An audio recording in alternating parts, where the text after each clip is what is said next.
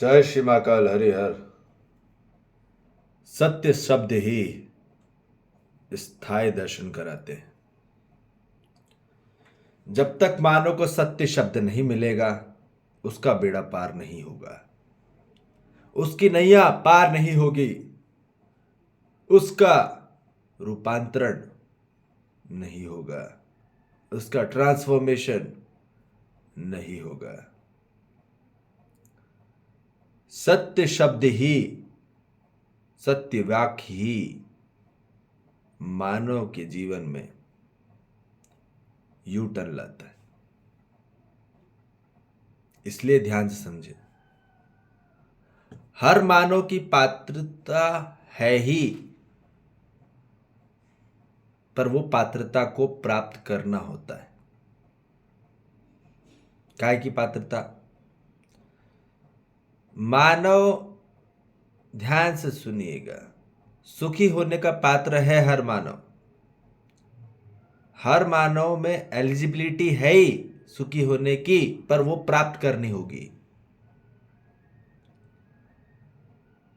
शांति होने की पात्र है हर मानव, शांति को पात्र हो गई, संतोष को पात्र हो गई, और आनंद को भी पात्र हो गई।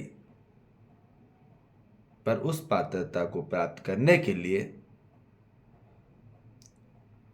सुनना होता है। और सुनना कहां से होता है? जब हम अर्थ को पकड़ेंगे, सिर्फ शब्द को नहीं, शब्द के बाद ही अर्थ में आएगा मानव, और अर्थ में आने के बाद ही मानव को बोधपूर्वक ध्वनि सुनाई देती है। और बोधपूर्वक ध्वनि कैसे होती है? जो आंतरिक और आत्मिक स्वरूप से पवित्र ध्वनि जो आती है, वही सत्य शब्द होते हैं, जो सभी के लिए होते हैं, पर्सनल के लिए नहीं होते। यदि कोई पर्सनली वाली बात आ रही है, वो मन से आ रही है, और जो यूनिवर्सली आ रही है, जहां किसी को भी किसी से भी संकट नहीं होगा, न वनस्पति संसार को, न खनिज संसार को, न ही जीव जंतु संसार को कोई आपदा आएगी। सबके लिए जागृति।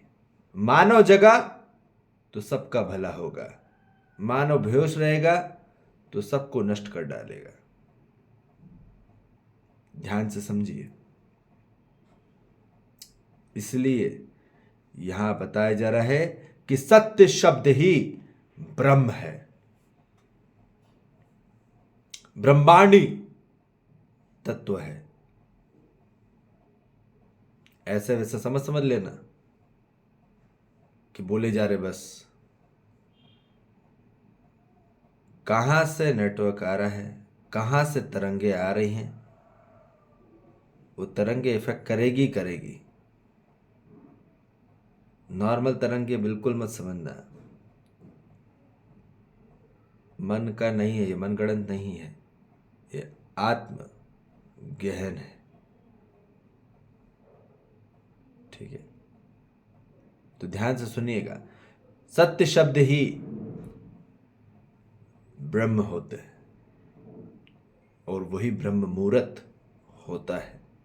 जब तक सत्य शब्द नहीं मिलता ना, तब तक आपका जीवन में ब्रह्म मुहूर्त आता ही नहीं है, ब्रह्म मुहूर्त होता ही नहीं है। ब्रह्म मुहूर्त होने के बाद ही तब मानव को दिशा दृष्टि कला पकड़ में आती है। और जब मानव सत्य अर्थ को ग्रहण करता है, तो परब्रह्म की प्राप्ति होती है।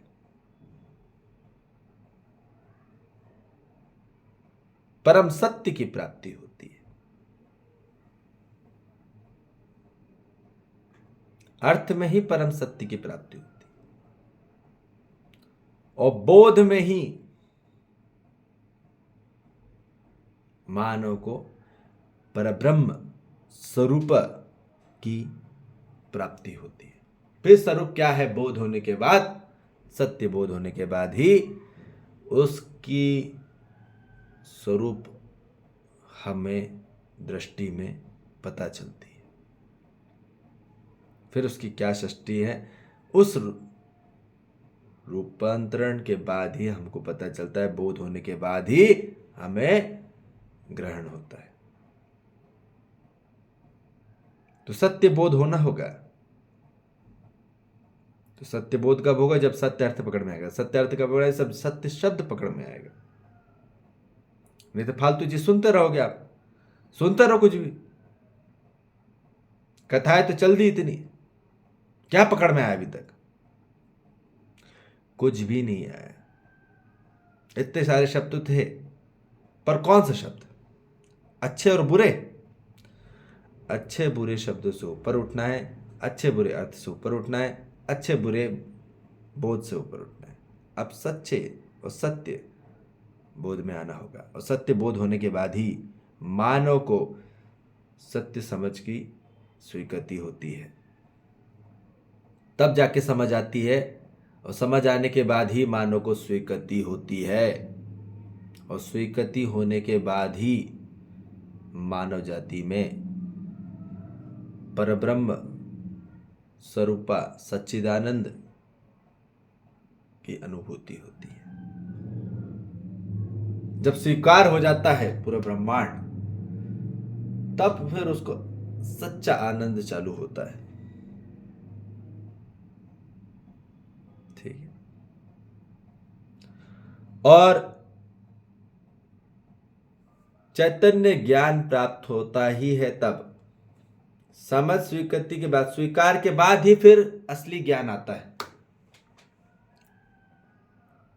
फिर चैतन्य ज्ञान ही आता है, विकृत ज्ञान नहीं आता।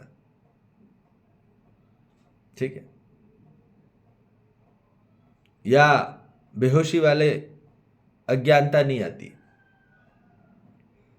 वहां चैतन्य ज्ञान ही की वर्षा होती है। वहां चैतन्य ज्ञान ही दिखता है आंतरिक स्वरूप में। तो चैतन्य ज्ञान से ही मानव को परब्रह्म स्वरूपा सच्चिदानंद का समर्थ होते हैं। तब हम समर्थ होने लग जाते हैं, जब चैतन्य ज्ञान को मिलने लग जाता है, और तभी समृद्धि होती है। ठीक है। और जो आंतरिक से जागृति होती है, बाहर का स्ट्रक्चर चेंज करने से नहीं होता। आदमी ने फिजिकल शेप चेंज कर लिया तो वो जागृत हो गया, ऐसा बाहर से नहीं, आंतरिक से जागृत हो गया तो परब्रह्म स्वरूपा सच्चिदानंद समर्थ सदगुरु में हो जाता है। फिर वो सिर्फ उपकार करेगा, वो सिर्फ समझाएगा। ठीक है। वो समझा के ही उपकार करेगा कि जीवन की क्या दृष्टि है, दिशा है, कला है, यह हर मानव में है, पर उसकी पात्रता को प्राप्त करना होगा, उठना होगा, अपनी ऊर्जाओं को जागृत करके अपनी कुंडली जागरण, सब जागृत हो जाती है, सब चक्र खुल जाते हैं। यहां पूरे चक्र खुल जाते हैं। आप चक्रव्यूह से बाहर निकल जाते हो। वही कृष्ण बोल रहे हैं। पर वो ये बात समझना पड़ेगा, यही दर्शन हो जाते हैं, स्थायी दर्शन है, परमानेंट। कंफर्मेशन। तो ध्यान से सुनिएगा, सत्य शब्द आने के बाद ही कंफर्मेशन होता है, गलत शब्द में कंफर्मेशन नहीं होता। जब तक सत्य शब्द आने के बाद ही कंफर्मेशन होगा और स्थायी होगा, फिर मानव का पूरा एग्रीमेंट होता है। तो मानव को वहां तक पहुंचना पड़ेगा, सत्य शब्द तक पहुंचना होगा, तभी तो कंफर्म होगा इसकी जिंदगी में। ठीक है, तो हर मानव, ध्यान से समझिए, हर मानव सबसे पहले जागृति को प्राप्त होगा। जागृत होके ही मानव समृद्ध होगा, और समृद्ध होके ही, क्योंकि जागृत हो जाता है उसको, जब थोड़ा सा भी उसको क्लिक हुआ, थोड़ी सी भी चिंगारी गई, तो थोड़ा सा उसका लालटेन जलता है, और जला तो फिर उजाला आता है, उजाला आता है तो धीरे धीरे समृद्ध होता है। अब समृद्ध होता है तो ज्ञान आता है, ज्ञान आने समृद्धि होती है, समृद्धि आने के बाद ही मानव में सुखी होता है, और सुखी होके ही मानव शांति को प्राप्त होता है, फिर शांत होता है। ज्ञान नहीं आएगा ना, तब तक संतुलन नियंत्रण नहीं आने वाला। भूल जाओ, तुम कितना भी बाहर से सर्कस कर लो, कितना भी जिम कर डालो, जितना भी योग कर डालो, बाहर से, बाहरी योग बोल रहा हूँ, फिजिकल, वहाँ आप कितनी भी बाहर से वो दिखा दो सर्कस, वहाँ नहीं होगा। आंतरिक स्वरूप में संतुलन और नियंत्रण आना जरूरी है, वित्त नीति नियम के साथ। ठीक है, और सत्य ही न्याय कराता है और धर्म कराता है। सत्य ही धर्म कराएगा और धर्म ही न्याय कराएगा। ठीक है,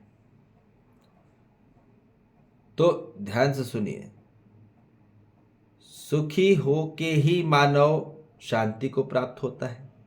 शांति को प्राप्त होने के बाद ही उसमें संतुष्टि आती है, संतोष आता है, और एवरीबडी वांट्स सेटिस्फैक्शन, फुलफिलमेंट, तृप्ति। कब आएगी? यहां पे आएगी, और तृप्त होने के बाद ही मानव की में आनंद आता है। ठीक है, संतोष आने के बाद ही बुद्धि तृप्त हो जाती है, और फिर उसके बाद आत्मा में आनंद होता है,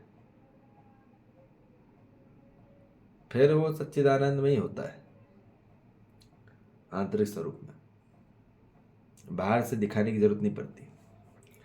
ठीक है, तो हर मानव हो सकता है, इसलिए कोई भी शब्द, आप एक शब्द आदमी को हम बोले ना हिला देता है। ठीक है, और एक शब्द चाहे तो स्थिरता भी ला सकता है। ठीक है, एक शब्द से बहुत गति हो जाएगी उसकी मन की, और एक शब्द से चाहे तो भी उसकी मन की गति में ब्रेक लगेगा। तो कौन सा? सत्य का। सत्य शब्द सुनेंगे तो जीवन में स्थायीपन आएगा, और सशक्तिकरण होगा, और स्थिरता आएगी, और बल आएगा, और यही होना है हर मानव जाति को। ठीक है जी, जय श्री महाकाल, हरिहर।